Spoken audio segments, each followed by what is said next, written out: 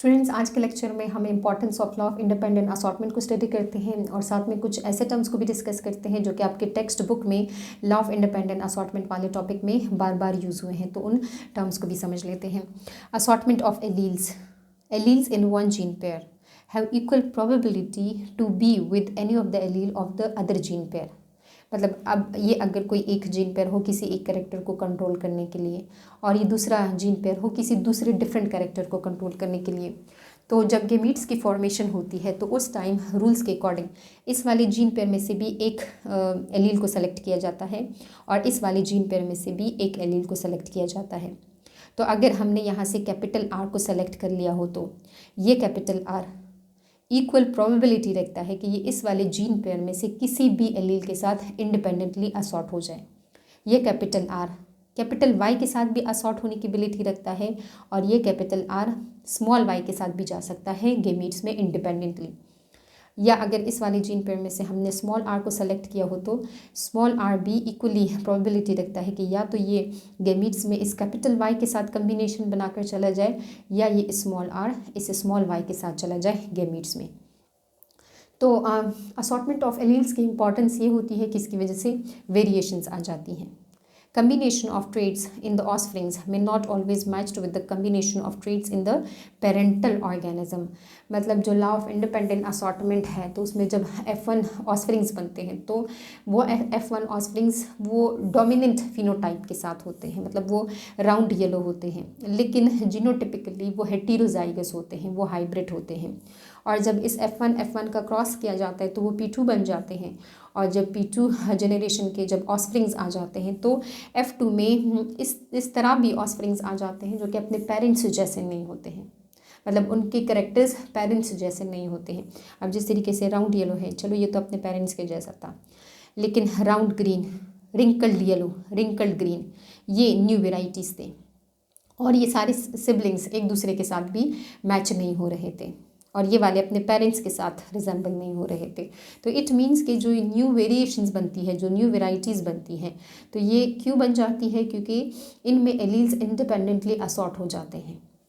और ये independent assortment of allele होती कब है? ये तब होती है जब गेमीटोजेनेसिस का प्रोसेस होता है, जब गेमीट्स बनते हैं। Independent assortment of genes occur during गेमीटोजेनेसिस।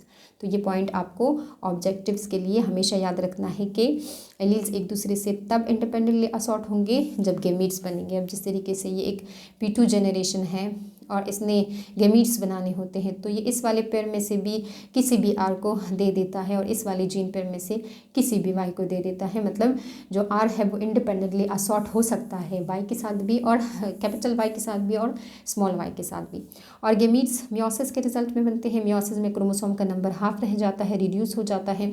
For example, हमारी बॉडी में जो डिप्लॉइड सेल्स होते हैं उसमें 46 क्रोमोसोम्स होते हैं और इस 46 में से हाफ हमने अपने फादर से लिए हुए होते हैं और हाफ हमने अपनी मदर से लिए हुए होते हैं। तो ये तो आसान बात है। अब हम ये कहते हैं कि जिस तरीके से एलील्स रैंडम असॉर्टमेंट शो करते हैं, इसी तरीके से हमारे क्रोमोसोम्स भी रैंडमली असॉर्ट होते हैं। इस बात को हम डायग्राम से समझते हैं। हमारी बॉडी में जो क्रोमोसोम्स हैं वो 46 हैं और ये 46 क्रोमोसोम्स हमेशा जोड़ों की सूरत में होते हैं, मतलब पेयर्स की सूरत में होते हैं। तो जो एक पेयर होता है उसमें जो 2 क्रोमोसोम्स होते हैं तो वो एक जैसे होते हैं, उनका स्ट्रक्चर भी एक जैसा होता है, उनके ऊपर जो जीन्स होते हैं तो वो भी एक जैसे होते हैं। तो ये जो पेयर्स हैं तो इसी तरीके से बने हुए होते हैं कि हमने इनमें 2 क्रोमोसोम्स को आपस में इकट्ठा किया हुआ होता है और उन पेयर में से एक क्रोमोसोम हम अपने फादर से इनहेरिट करते हैं और एक हमने अपनी मदर से इनहेरिट किया हुआ होता है। इस तरीके से ये दूसरा पेयर है तो एक फादर का और एक मदर वाला आपस में कंबाइन होकर पेयर बनाते हैं। ये तीसरा पेयर है, ये चौथा पेयर है।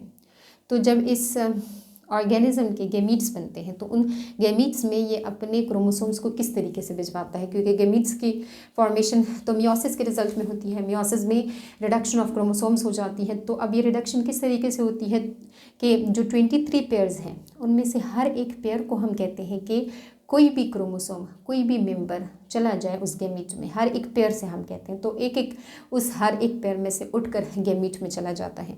तो यहाँ पे हम गैमीट्स में डिफरेंट जो कम्बिनेशन आ सकते हैं मैटरनल एंड पैटर्नल क्रोमोसोम्स के, तो उसको हम थोड़ा सा डिस्कस करते हैं। अब ये एक गैमीट है, इसने इस पेयर से भी एक लेना है, इस वाले पेयर से भी एक लेना है, इस वाले पेयर से भी, और इस तरीके से 23 पेयर में से हर एक से इसने एक एक उठाना है।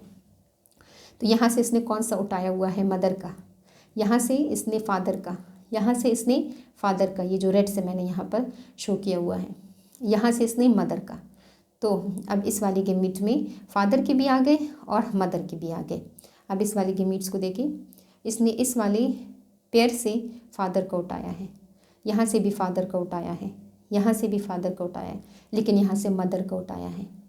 तो फादर वाले भी आ गए और मदर वाले भी आ गए। इस वाली गैमीट ने क्या किया है, इसने यहाँ से मदर वाला उठाया है, यहाँ से भी मदर वाला उठाया है, यहाँ इस वाले पेयर से भी मदर का उठाया हुआ है, और यहाँ से इसने फादर का उठाया हुआ है। तो ये 3 डिफरेंट गैमीट्स बन जाते हैं। ऑल्दो कि बहुत डिफरेंट तरह के गैमीट्स बन सकते हैं, लेकिन जो गैमीट्स हैं तो ये इन्हीं की वजह से, इनसे जो ऑस्प्रिंग्स बनते हैं तो वो सिबलिंग्स आपस में रिजेंबल नहीं करते 100%, क्योंकि उनमें डिफरेंट कम्बिनेशन में अपने फादर और मदर के क्रोमोसोम्स मौजूद होते हैं। आप यहाँ पे देख भी सकते हैं इनके क्रोमोसोम्स की जो कम्बिनेशन है तो वो एक दूसरे से डिफरेंट होती है, और ये अपने पेरेंट्स के जैसे भी नहीं होते। तो इसलिए हम कहते हैं कि जो असॉर्टमेंट है क्रोमोसोम्स की, उसकी वजह से न्यू वेराइटीज़ बन जाती हैं। अब हम इसको पढ़ते हैं। Random assortment. The separation of homologous chromosome during meiosis is random. Randomly होगी, किसी एक पेयर में से किसी भी मेंबर को हम सेलेक्ट कर सकते हैं, so that all the maternal chromosome will not be separated into one cell. ऐसा नहीं हो सकता कि मदर के सारे क्रोमोसोम एक ही गैमीट में चले जाएं, while all the paternal chromosome are separated into another cell. और ना ऐसा हो सकता है कि सारे के सारे पैटर्नल मतलब फादर के क्रोमोसोम एक सेल में चले जाए, बल्कि होता क्या है कि ईच हेप्लॉइड सेल मतलब कि gamete is a mixture of genes from the organism's parent. अब इसके पास अपने दोनों जो फादर और मदर है उसकी कम्बिनेशन मौजूद है, जीन्स की भी और जीन्स मतलब कि क्रोमोसोम्स की भी। तो ये हमने समझा कि जो रैंडम असॉर्टमेंट है तो ये होमोलॉगस क्रोमोसोम की किस तरीके से होती है, जो गैमीट्स हैं उनमें न्यू वेराइटीज़ किस तरीके से आ जाती हैं। अब हम रिकम्बिनेशन के टर्म को समझते हैं और ये समझते हैं कि क्या एक्सेप्शन थी to the law of independent assortment, लेकिन हम इसको डायग्राम से समझते हैं। तो स्टूडेंट्स, हमने अपने प्रीवियस लेक्चर में एक जगह पे ये डिस्कस किया था कि एक एलील मतलब कि एक जीन एक क्रोमोसोम के ऊपर एक ख़ास जगह पे लोकेटेड होता है जिसको हम कहते हैं लोकस, और वो उस जीन के लिए स्पेसिफिक होती है। तो हम पी प्लांट के कैरेक्टर के हवाले से ही बात कर लेते हैं, क्योंकि हम ये point law of independent assortment के हवाले से बात कर रहे हैं उसके ऊपर, क्योंकि डायहाइब्रिड क्रॉस था। तो अब ये पी प्लांट का ऐसा क्रोमोसोम है जो मे बी उसने अपने फादर से लिया हो, और इस क्रोमोसोम के ऊपर उसके सीट शेप और सीट कलर को कंट्रोल करने वाले जो जीन्स हैं यानी कि कैपिटल आर और कैपिटल वाई ये मौजूद हैं। और ये वाला ऐसा क्रोमोसोम है जो उसने अपनी मदर से लिया हुआ होता है, और इसके ऊपर जो इस जीन के एलील्स हैं तो वो किस तरीके से प्रेजेंट होते हैं कि स्मॉल आर या स्मॉल वाई इसका जो दूसरा फ्रेंड है तो वो मौजूद हो।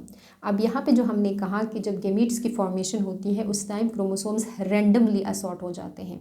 तो अगर इस एक पेयर में से अगर हम इस वाले क्रोमोसोम को भिजवाते हैं तो मतलब ये फादर वाला क्रोमोसोम जाता है, तो फिर इस कैपिटल आर और इस कैपिटल वाई के साथ क्या होगा, चूँकि ये एक जगह पे लोकेटेड है, इनके लोकस एक दूसरे के बहुत ज़्यादा करीब करीब है, तो इसलिए एक दूसरे के साथ जुड़े हुए होते हैं। और जो जुड़े हुए जीन्स होते हैं उनको हम कहते हैं लिंक्ड जीन्स, क्योंकि वो फिजिकली लिंक्ड होते हैं, इसलिए वो एक दूसरे से इंडिपेंडेंटली असॉर्ट नहीं हो सकते हैं। अब ये जो कैपिटल आर है, जब ये क्रोमोसोम जब जाता है उस गैमीट में, तो ये कैपिटल आर इस कैपिटल वाई के साथ जाता है, ये कैपिटल आर पे इस स्मॉल वाई के साथ नहीं जाएगा। क्यों नहीं जाएगा? क्योंकि ये दोनों जीन्स एक दूसरे के साथ लिंक्ड हैं और ये भी एक दूसरे के साथ लिंक्ड है। अगर मैटरनल वाला चला गया उस गैमीट में तो फिर ये स्मॉल आर इस कैपिटल वाई के साथ नहीं जा पाएगा, क्योंकि ये तो जुड़ा हुआ है इस स्मॉल वाई के साथ। तो अगर ये जाएगा तो कैपिटल आर और कैपिटल वाई जाएंगे, और अगर ये जाएगा तो फिर स्मॉल आर और स्मॉल वाई जाएंगे, फिर न्यू वेराइटीज़ नहीं बन सकती।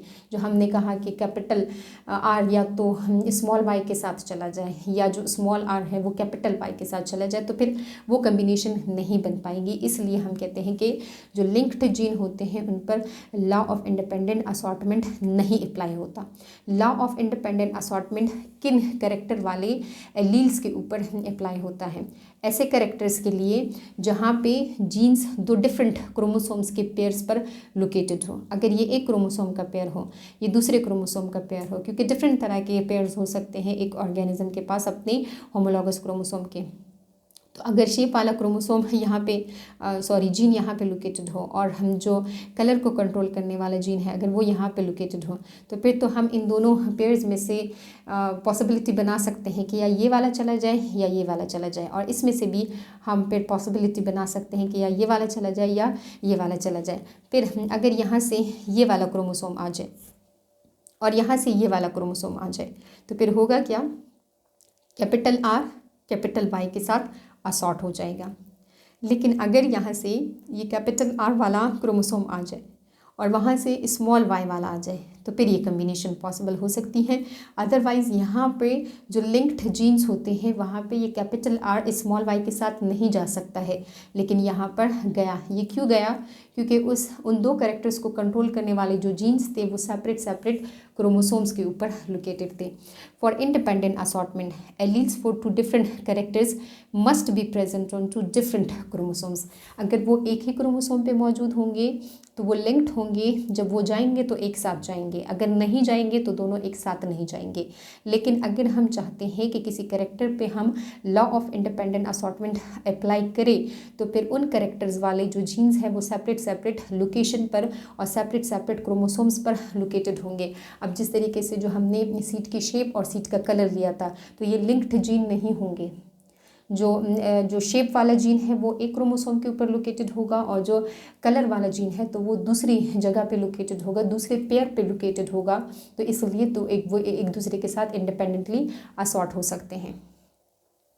अब हम समझते हैं टर्म रिकम्बिनेशन को। रिकम्बिनेशन में अब ये जो क्रोमोसोम है उसका डीएनए है। क्रोमोसोम हमने कहा था कि डीएनए से बना हुआ होता है, डीएनए डबल स्ट्रैंडेड स्ट्रक्चर होता है। अब ये उस डीएनए का छोटा सा पार्ट है जो कि कैपिटल आर है और ये शेप को कंट्रोल करने वाला जीन है, और ये वाला पोर्शन इसका कैपिटल वाई है और ये डोमिनेंट है उस कलर को कंट्रोल करने के लिए। और ये दूसरा क्रोमोसोम है, इसी का फ्रेंड है, इसी का होमोलॉगस क्रोमोसोम है, और इसके ऊपर ये क्रोमोसोम जिस डीएनए से बना हुआ है तो इसके ऊपर एक जीन स्मॉल आर का है और एक जीन इस स्मॉल वाई का है। तो आप यहाँ देख भी सकते हैं कि ये कैपिटल आर और ये कैपिटल वाई लिंक्ड है। अगर ये डीएनए जाएगा तो पूरा का पूरा जाएगा, अगर नहीं जाएगा तो नहीं जाएगा। अगर ये चला गया तो वो वहाँ पर रह जाएगा। फिर ये कैपिटल आर स्मॉल वाई के साथ नहीं जा सकता है।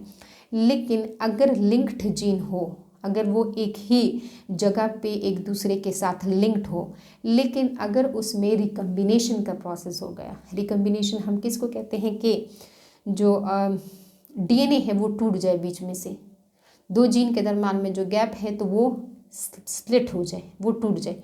तो फिर ये आर सेपरेट हो जाएगा, ये वाई सेपरेट हो जाएगा।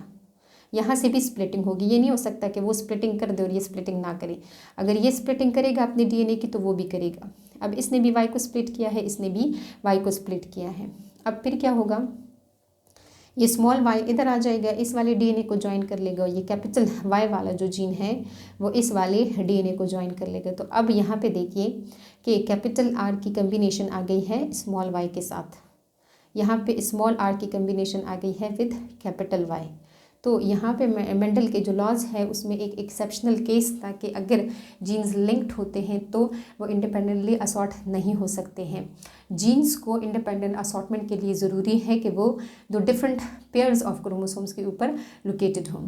हाँ, अलबत्ता अगर वो लिंक्ड हो और उनमें रिकम्बिनेशन हो जाए, उनका जो डीएनए है वो टूट जाए, जो जुड़े हुए क्रोमोसोम्स हैं वो टूट जाए और फिर वो दूसरे जो होमोलॉगस क्रोमोसोम का डीएनए है उसको ज्वाइन कर ले, तो फिर डिफरेंट कम्बिनेशन पॉसिबल हो सकती है। तो अब हम इसको तिवरी में पढ़ते।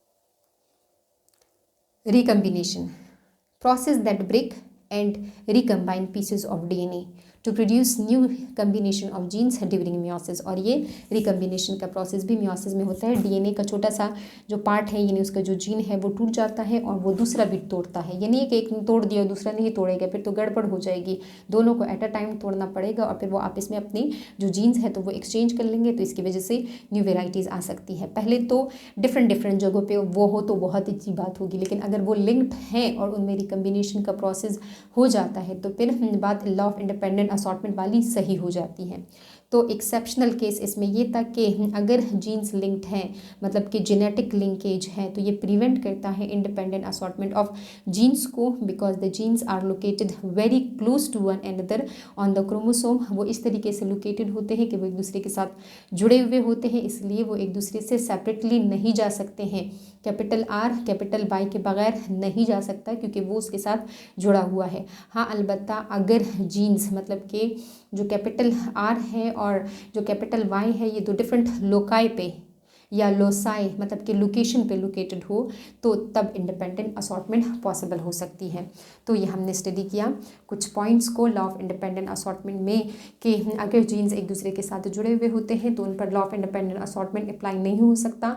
अगर वो जुड़े हुए हैं और उनमें रिकम्बिनेशन का प्रोसेस हो जाता है मियोसिस के दौरान में तो फिर तो बात ठीक है, लेकिन अगर लिंक्ड है तो फिर नहीं हो सकता है इंडिपेंडेंट असॉर्टमेंट। और सबसे अच्छा ये होता है कि हम दो ऐसे कैरेक्टर्स को सेलेक्ट करें जिनमें एक जो जीन्स है वो एक क्रोमोसोम पे लोकेटेड हो और जो दूसरे कैरेक्टर को कंट्रोल करने वाले जीन्स हैं तो वो किसी दूसरे पेयर ऑफ क्रोमोसोम्स पर लोकेटेड हो।